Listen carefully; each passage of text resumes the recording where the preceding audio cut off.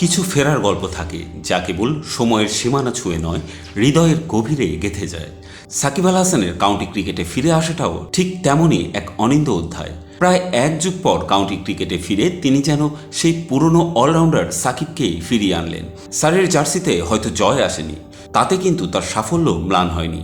মাঠের বাইরের বিতর্কের কোলাহলকে পেছনে ফেলে সাকিব আবারও যেন তার নিজস্ব আলোয় জ্বলে উঠলেন। ম্যাচের পরে মাঠের উত্তেজনা পেরিয়ে লন্ডনের রাস্তায় দেখা যায় স্ত্রী শিশিরের সঙ্গে ভালো সময় পার করছেন সাকিব। যেন ব্যস্ত জীবনের মাঝে একটু স্বস্তি খুঁজে নিয়েছেন তারা। দুজনের সেই মিষ্টি ঘোরাঘুরির ছবি মুহূর্তেই ছড়িয়ে পড়ে সামাজিক যোগাযোগ মাধ্যমে, যেখানে দুজনকে দেখা যায় বেশ ফুরফুরে মেজাজে। তবে অবকাশ যাপনের খুব বেশি সময় নেই সাকিবের হাতে।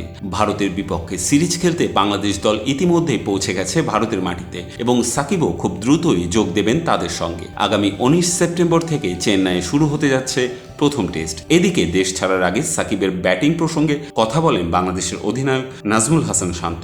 শান্ত বলেন, সাকিবের কাছে আগে যা প্রত্যাশা করতাম এবারও তাই করছি। এটা ঠিক, তিনি হয়তো ব্যাটিংয়ে রান করতে পারেননি, তবে আশা করছি ভারত সিরিজে তিনি খুব ভালো কিছুই করবেন।